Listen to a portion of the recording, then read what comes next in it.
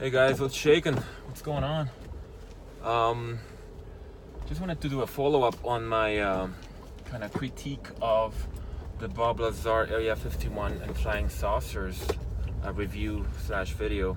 It wasn't really a review, it was more of a summation of what could have probably made that whole documentary a lot better, but that's just my humble opinion, right?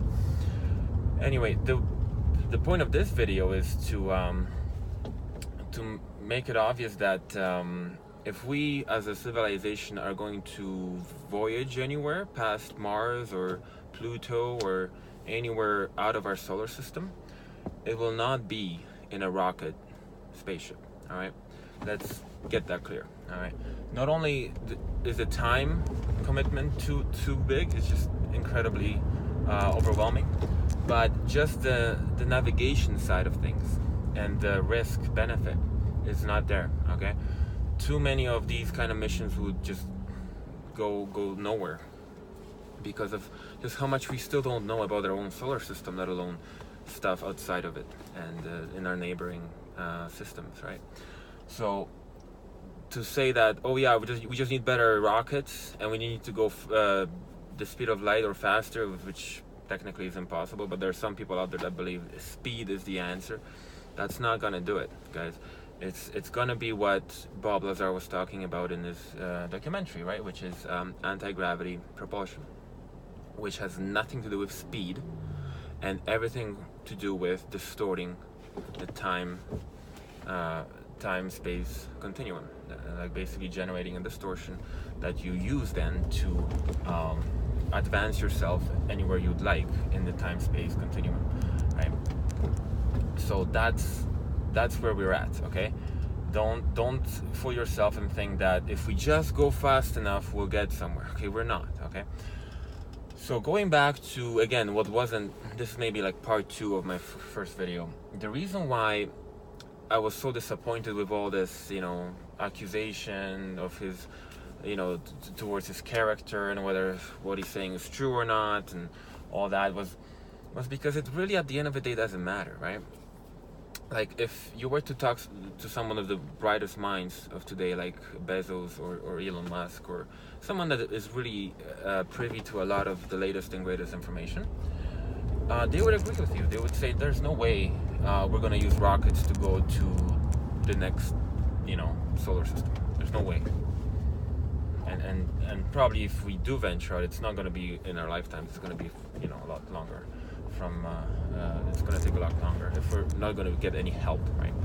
If we're just going to do this on our own. So however, the what I'm getting at is if you look at the average comments or the conventional wisdom on this topic, it's still speed of light, yeah, as fast as possible, and in 60 years we'll get there. All right, let's say everything goes well and we get there. Find me a volunteer that will do that, that'll sacrifice their life basically and say, yeah, I'll devote 60 years to the trip. That may or may not work. Actually, the chances are that it's not going to work because we've never tried it and we have no idea, other than the distance, what we're dealing with. Okay, find me a crew that will be fine with that. Like, it's not going to happen. Okay, so what I'm saying is, let's stop that kind of silly narrative and let's look at, okay, so we're here talking about Bob Lazar, so at least some of what he's saying you guys find to be accurate, right? So let's go back to what he was saying about how the craft, the sport model that he was working on, how it works, because that's where the magic is. That's where the discussion should be around. Okay, that's where the phenomenal stuff is, not whether he went to MIT or not. Okay, can we get that straight? So what he was saying is that the craft was able to phase shift a wave, a gravitational wave, okay, to its advantage, right? And in order to do that, it needed fuel, and the fuel it used was an element that is occurring naturally somewhere in the universe, but certainly not on Earth. A very heavy element 115, right? So in order to for this element to be used, it had to be properly machined in a certain way, in various cylinders that were then compressed and cut into specific triangles, and this process had to happen for whatever reason for the element, I guess, to be used properly. But basically the way it worked, and again, this wasn't explained this way, the way it worked is the element was bombarded by another proton, and as it hit the at high speed, as it hit the element 115, it transmuted the element to element 116 that decayed instantly. Okay, and as that element 116 decayed, it produced a ton of energy and antimatter. Okay, that antimatter was then basically made to react with a noble gas, and so what you had is a reaction of antimatter with matter, right?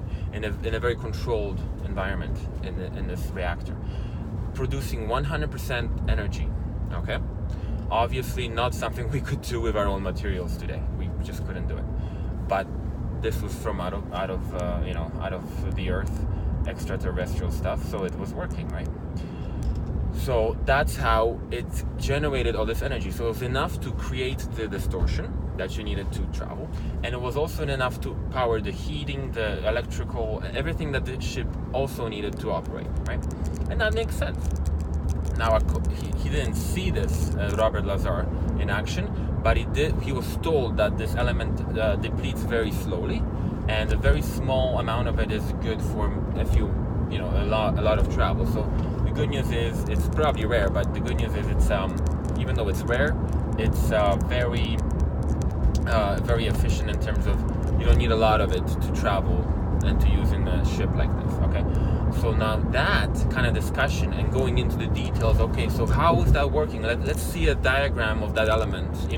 Your basic chemistry diagram. Let's see it on a board, or using better graphics. It's 2018, almost 2019, so you have access to a lot of stuff you can use. Let's show it. Let's describe this process. Let's see this transmutation to the best of our abilities. Let's see how that in a chemistry and physics way happens, right? On a board. So like again, a high school or physics or college teacher can at least look at and then see, well, how is my understanding of the matter that we deal with today, and how does that fit with that understanding? Is it totally out to lunch, or is there something here that I can bridge my knowledge with, and then maybe see that this could be the next step if we had enough time as a civilization to get to it? Wouldn't that have value? Wouldn't that be a valuable way to go about trying to explain this topic? Wouldn't this be better than, did Rob Lazar go to MIT? Does that do anything to anyone that's interested in the topic? It doesn't do anything to me, okay? I'm interested 100% in how did it work?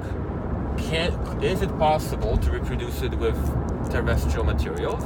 And if not, what steps could be taken to slowly or quickly use that technology in real life, right? That to me is something valuable, okay? What do you guys think? Comment below, please. This is part 2 of my Robert Lazar critique. Overall, if you've never, especially if you want someone interested that's never heard of Robert Lazar, this is a good one as a starting point. However, there are, and I'm going to put the link below, there are at least 3 interviews that I know of from like in the 90s, early 2000s, with Robert Lazar talking about his experience, that are way better, way more informative, way more on point with why this is important, way more educational, and way more exciting. Way more like, wow, this is phenomenal. Like, I want to know more about this, right? Way more than the actual movie that just came out a few weeks ago. Okay, so let me know what you think. This is just my kind of rant. I mean, I know I'm not criticizing. I think it's a good film. I'm glad it's out. I'm sure it's gonna help with the with the awareness of the topic, right? But knowing what I know from earlier stuff, I would have cut down the personal character attacks and all the phone calls and all the stuff he had to deal with for a physics lesson, basically. And that would explain why on Earth this is such important information. All right? So let me know what you guys think, and I'll see you in my next video.